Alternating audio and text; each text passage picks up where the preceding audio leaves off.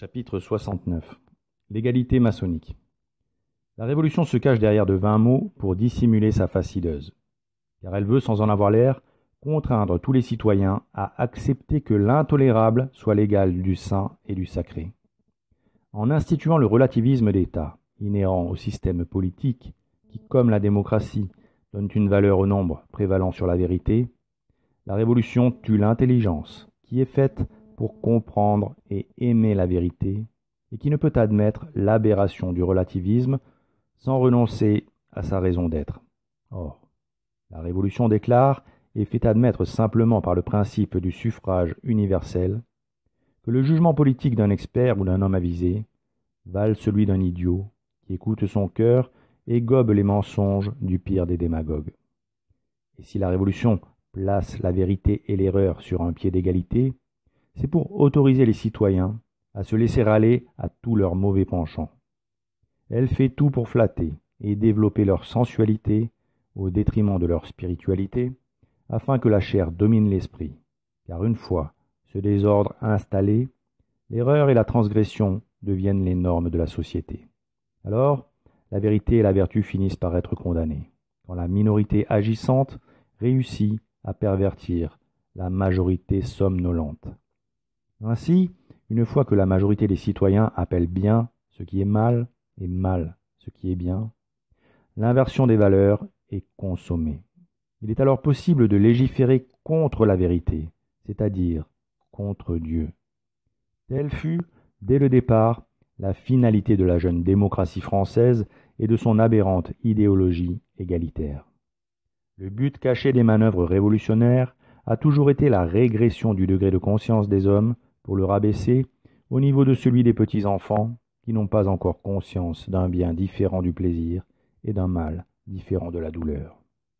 La Révolution voulait en finir avec la moralité, la spiritualité et à terme aussi avec l'intelligence. Le citoyen devait devenir un être charnel, inconscient de son âme, un animal, qui ne concevrait plus que par-delà le monde matériel, il y a un monde ouvert à la seule pensée, un monde spirituel que l'homme doit s'efforcer de pénétrer pour en faire son domaine et connaître ses devoirs envers son Créateur, un monde qui fait de lui ce qu'il est, un homme libre véritablement. Car la seule liberté réelle est celle d'assumer ce que l'on est, pour s'efforcer de le transcender en laissant la grâce agir en nous au lieu de lui résister. Mais pour cela, il faut travailler à connaître et à développer son esprit en contrôlant, par la prière et la pénitence, les passions qui nous enchaînent au monde matériel. À l'inverse, qui exalte les libertés nouvelles que la révolution maçonnique a imposées comme norme sociale.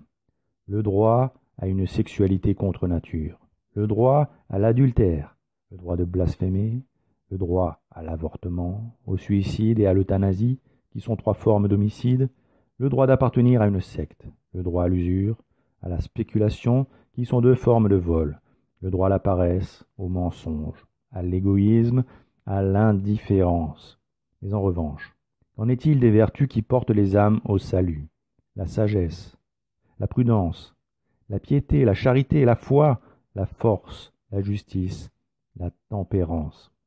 Elles sont reléguées au rang d'antiques maladies mentales, ridiculisées, combattues avec la plus grande fermeté, comme de dangereuses perversités qui conduiraient au fanatisme religieux. Les pseudo-libertés républicaines étouffent clairement les valeurs morales, qui sont pourtant les piliers qui soutiennent la société. Or, sans elles, les hommes immoraux ne pourront jamais construire de civilisation. Ils conduiront la société à la barbarie ou à la sauvagerie. La loi des plus nombreux ou la loi du plus fort se ressemblent comme 2 sœurs jumelles. Elle plonge l'humanité dans le chaos, d'où sortira un nouvel ordre dictatorial qui imposera des lois pires que tout ce que les hommes ont connu jusqu'ici, car celui qui sera à la tête de ce nouvel ordre mondial sera le fils de perdition. Les francs-maçons ont voulu ce chaos, et derrière un humanisme de façade, ils s'en servent pour imposer la volonté de leur maître, qui depuis quelques siècles prépare l'empire mondial annoncé dans l'Apocalypse, afin d'asservir l'humanité entière et l'obliger à adorer Satan. Depuis la création du premier suprême conseil du monde, le 31 mai 1801 aux États-Unis à Charleston, par Frédéric Dalshaw et John Mitchell, la devise Ordo ab Chao est la devise de l'ensemble du rite écossais ancien et accepté, c'est-à-dire du 1er au 33e degré. Mais on peut souligner qu'en plus de la devise commune à l'ensemble des suprêmes conseils, il est possible pour un suprême conseil qui le souhaite de s'adjoindre une devise nationale. Le suprême conseil de France a par exemple fait le choix de prendre une devise nationale qui est affichée sur le fronton de la plupart des mairies et des établissements scolaires: liberté, égalité, fraternité. Il est intéressant de souligner qu'en adhérant à la devise Ordo ab Chao, le maçon de rite écossais ancien et accepté reconnaît l'existence d'un principe d'ordre à l'œuvre dans l'univers, mais que cette devise, qui affirme que l'ordre naît du chaos, s'oppose formellement à la conception de l'ordre enseignée par la religion catholique. Elle est son inverse, son négatif. La religion catholique affirmant que l'ordre vient de Dieu et qui est le créateur de toutes choses. Toutes choses ont été faites par lui, et rien de ce qui a été fait n'a été fait sans lui, nous dit saint Jean.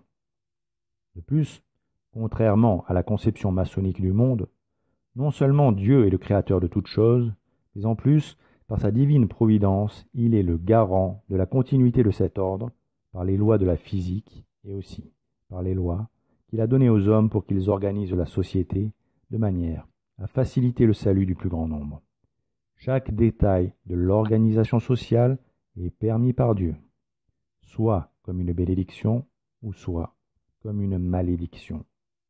La religion catholique admire et accepte l'ordre voulu par Dieu, et elle s'efforce de chercher à obéir à la volonté divine pour construire un monde où notre Seigneur Jésus-Christ soit le roi et le centre reconnu de toutes choses. La franc-maçonnerie, au contraire, le rejette et l'exècre.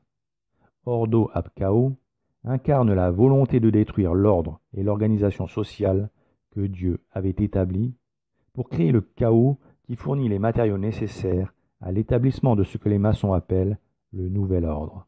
Un ordre, ou plutôt un désordre, voulu par Satan, parce qu'il lui assurera une grande moisson d'âmes, et qu'il garantira à ses suppôts la mise à disposition ici-bas d'un troupeau d'esclaves dociles, dépourvus de volonté, de moralité, d'identité et même de genre sexuel.